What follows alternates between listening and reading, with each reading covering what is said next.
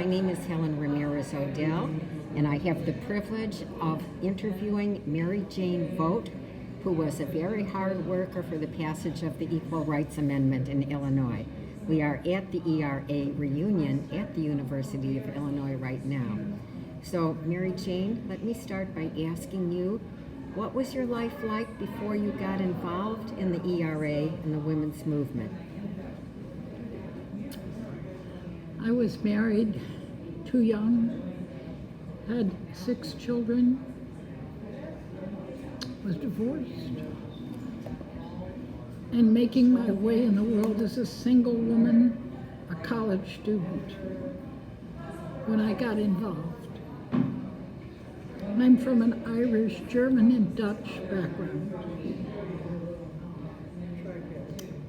My mother was an aggressive woman. Both of my older sisters went to college, and I was certainly encouraged to go, expected to go. When I didn't, my parents were very disappointed. But I did go in my 30s and 40s and 50s. I grew up in Chicago, got married. The first 18 years of my life, I went to school in Chicago and took lots of lessons outside of school in dancing and music and horseback riding and elocution. I worked at my parents' store. How did you get involved in the ERA campaign? And do you remember what year that was? I remember marching in Grant Park, 1980. A friend from Waukegan, her husband brought her, and we went together. And he came back and picked her up. She was kind of aggravated with him. Tell me now, where and when were you active in the ERA campaigns and the women's movement? I don't know what year. Okay. Maybe it wasn't until 81. But I know I worked in the 14th Legislative District, the district where I lived at that time, with Debbie Harvey, who was doing the organizing. And we had letter writing parties.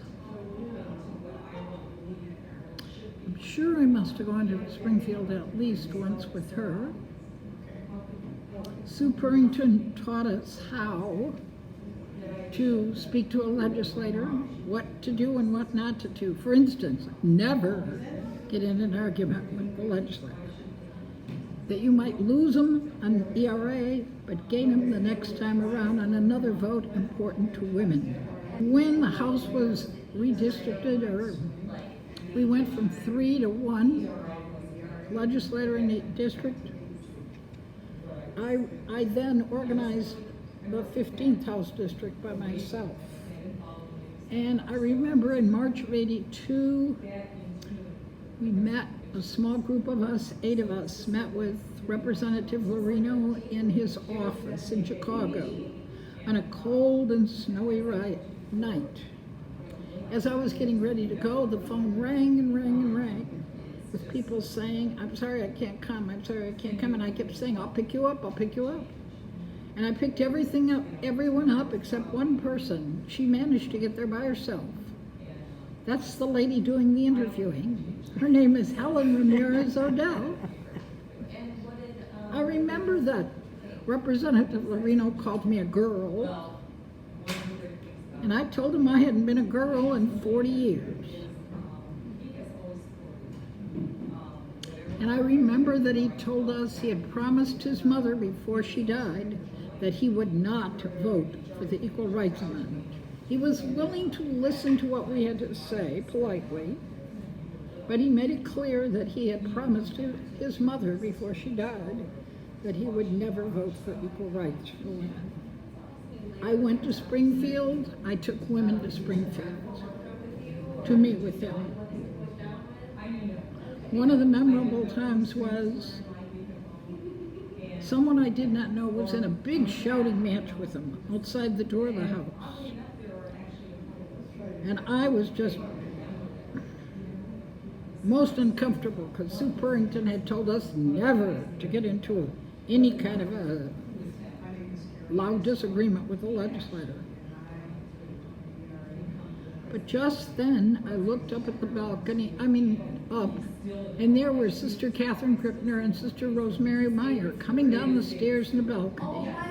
I motioned for them to come over, and I immediately interrupted the conversation and the fight, introduced Representative Lorino to Sister Catherine and Sister Rosemary, and of course, that cleared the air immediately. And his response was, "What school do you teach in?" Neither one of those nuns had been in a classroom in years. One of them is now dead. When she was cremated with an ERA yes button in her pocket. The other nun, Sister Rosemary Meyer, today works Project Irene, working with women and children's issues in Springfield. I held letter writing parties within the district, using people's names. We'd gotten permission to use their names to write to our representative in their name. And when the vote went down in Illinois, I went home and sent telegrams, again using the names in that box that I gave Mary Jane Collins today, of people that had given us permission to send telegrams and charge them to their telephone number.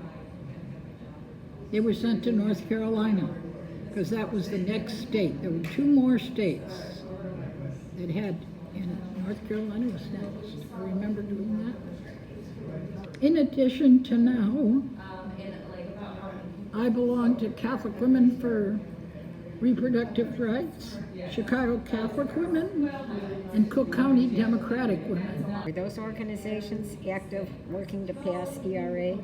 Yes, which is of primary importance to me. A second concern would have been reproductive rights, for women to have the ability to make their own decisions about their own lives and their own reproductive lives. I think my major accomplishment was to help turn a vote of State Rep Lorino on the last vote for ERA in Illinois, June 22nd, 1982. He voted yes. And after the House was cleared, the redcoats had come out, I went in by myself. The others went to a rally, and I went in, I waited to thank him. There were tears in his eyes. I said, "This meant a great deal to me," and he said, "I know it did." Carol Mosley Brown was his seatmate. Since then, my involvement in the middle 80s, I continued to be involved in several women's rights organizations, as I previously stated. But since probably the late 80s, I have not been. But I have tried to be that light in the world, that light in the darkness, on behalf of women, and tried to encourage other women to shoot for the stars, to be what they want to be, to think about what they want to do with their life. Whether it's the lifeguard at the pool, or my daughter, or granddaughter. One of the jobs I had in the 80s was at an HMO in Hyde Park. And I worked with a lady named Bertie Fishman, whose daughter, who is very active in Chicago now. What were your most memorable and important experiences from the ERA campaigns? Certainly one of them would be June 21st, 1982. That evening, a priest and I took a nun out to dinner. She was about to go on mission in Bermuda. to say goodbye. And I got home, and I was getting ready for bed. It was about 10 o'clock, and the phone rang. And the person on the line, it was Sue Purrington. She said, if you want to see history made, be on the corner tomorrow morning at 7 o'clock. Be prepared to drive. And I was there. I rode the bus. So I was there on the last day of the last vote. As sad as that was to see it go down in Illinois, I was ecstatic that Loreno voted yes, and that I had the privilege of hearing Monica Faith Stewart give her famous 3:15 speech.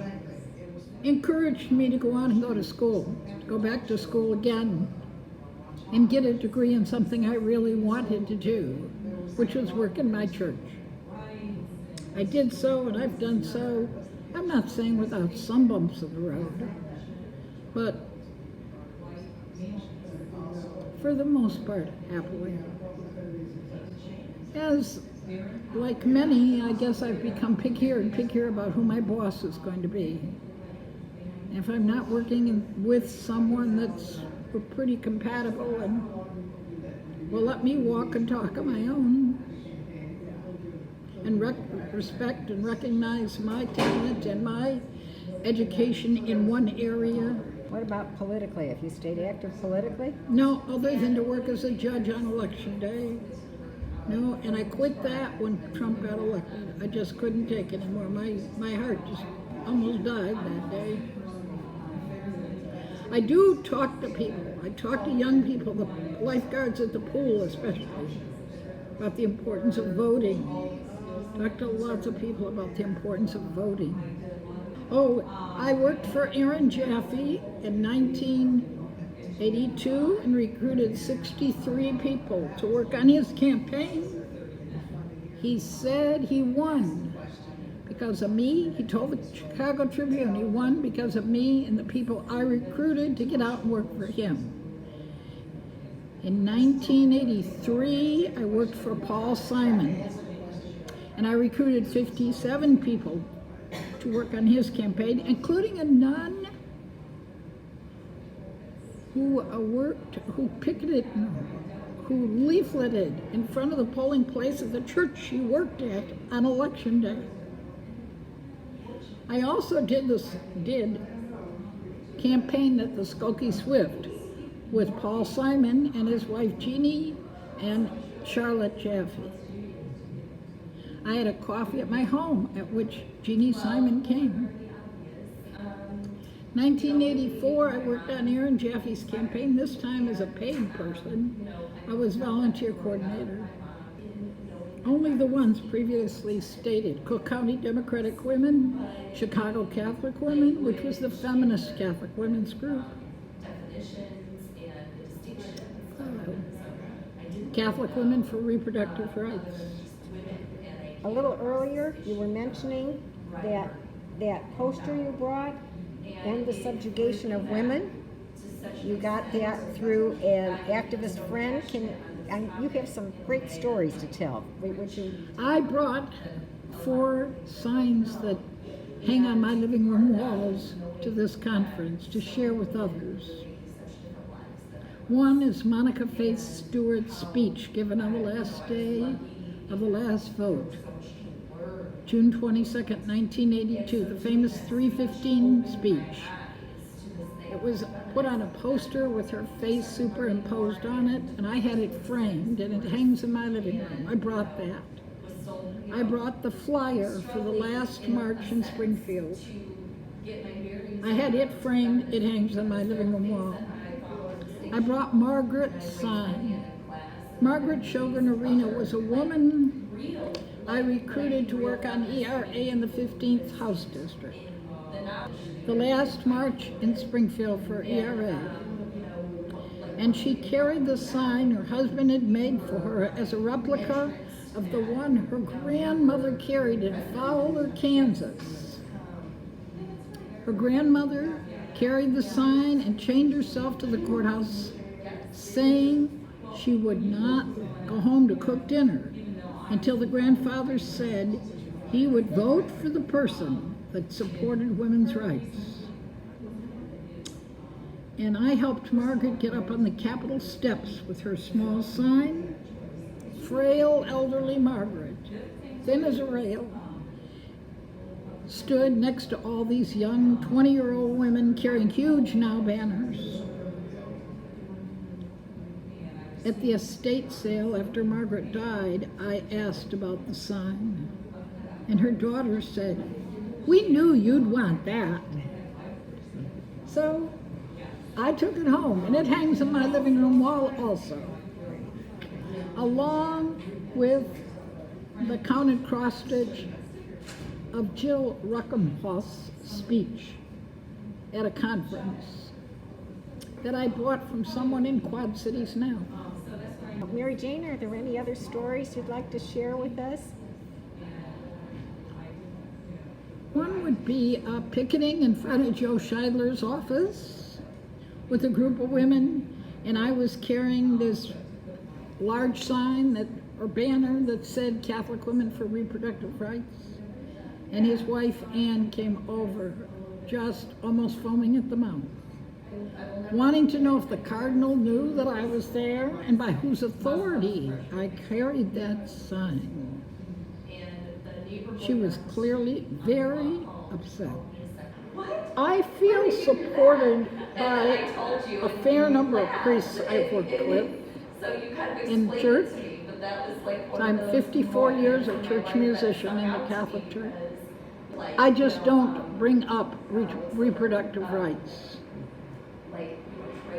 Their views would certainly be different than mine, and since I have experience in the field and they don't, I don't care to discuss it with them.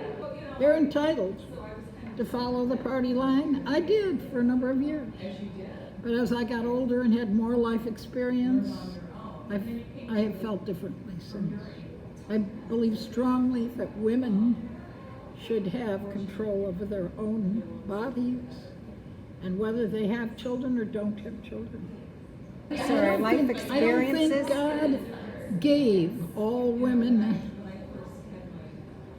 the qualities necessary to be a mother. Thank you, Mary Jane Vogt. We appreciate you doing this with us.